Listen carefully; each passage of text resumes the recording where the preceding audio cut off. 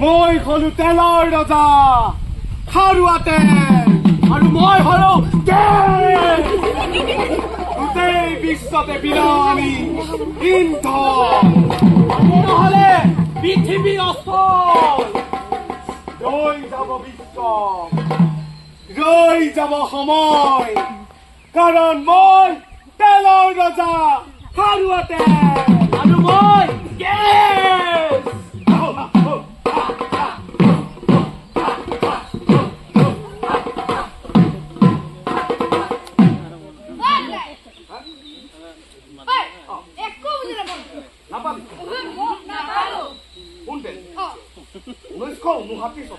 আমাৰ এই company oil ইণ্ডিয়াৰ জন্ম হৈছে এই কোম্পানীয়ে তেল আৰু গেছৰ উৎপাদন কৰে কিন্তু মাটিৰ তলৰ পৰা আকৌ মাটিৰ তলৰ পৰা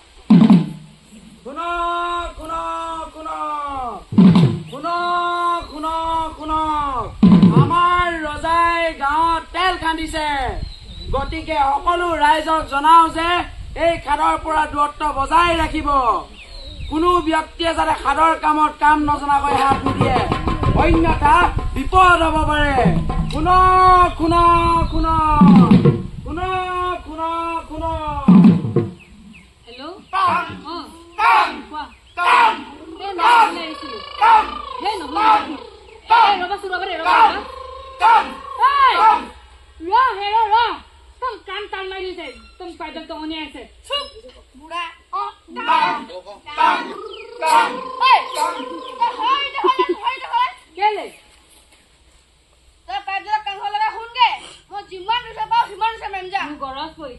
গছ পইছে পাইদৰ কাল লগাই শুনি থাকিবলৈ 5 টকা দিম যা 5 টকা তুই 5 টকা থাকিব লাগিব নহয় মই তো দিম নহনাচোন ওই যদি শুনি পা তো কিনি 5 টকা দিব লাগিব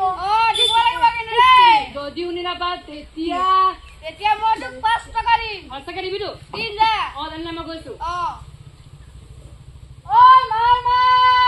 মাইছো ৰে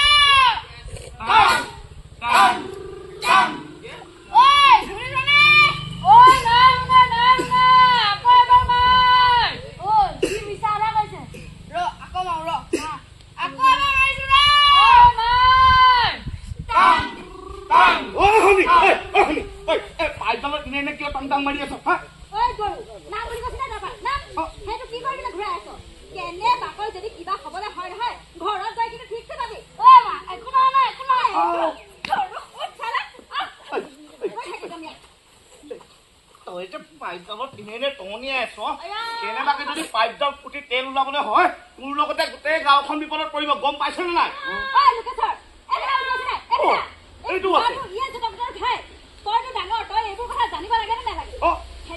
কেইদিনমানৰ আগতে গোটেই গাঁৱতে ঘোষণা কৰি থৈ গৈছে যে এই খাদৰ লগত জড়িত একো বস্তুতে হাত নিদিবি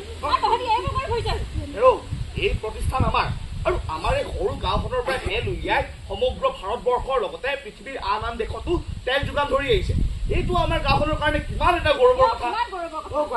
অকল সেয়াই নে তেলৰ লগতে গেছৰো যোগান ধৰিছেতো ঐ লোকেশ্বৰ তোৰ মায়ে নহলে আজিও এক খৰি বিচাৰি ভাত বনাবলগীয়া হলহেঁতেন আৰু ঐ খনন কাৰ্যৰ কামবোৰ নজনাকৈ এইবোৰত হাত নিদিবি এইবোৰক ভাল বুলি কয় আৰু এই ভালবোৰে প্ৰেচাৰ মেইনটেইন কৰে এনে যদি এইবোৰ পকাই থাক ডাঙৰ দুৰ্ঘটনা হ'ব কোনোবা এদিনা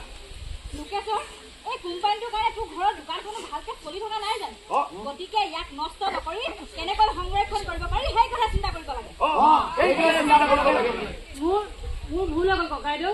ঐ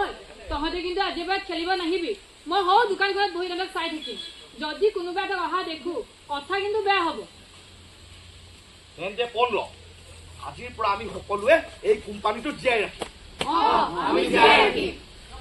বল বল বল বল আগবাঢ়ি যাওঁ বল পৰনুৱা সমনীয়া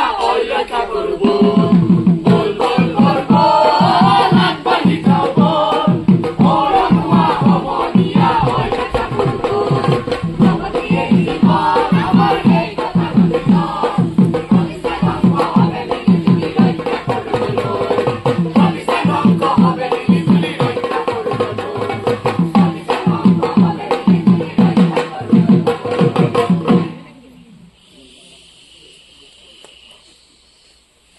ঐ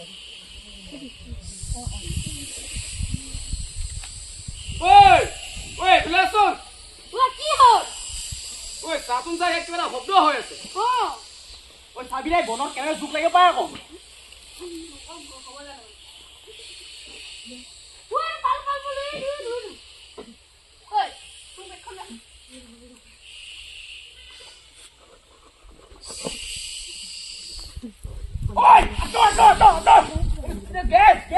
কেনেবাকৈ জুই লাগিব লাগিলে গোটেই খোপা মৰিবি ঐ তই ইয়াত কি কৰি আছে অ' কাইটি ইয়াত গেছ ওলাইছে কি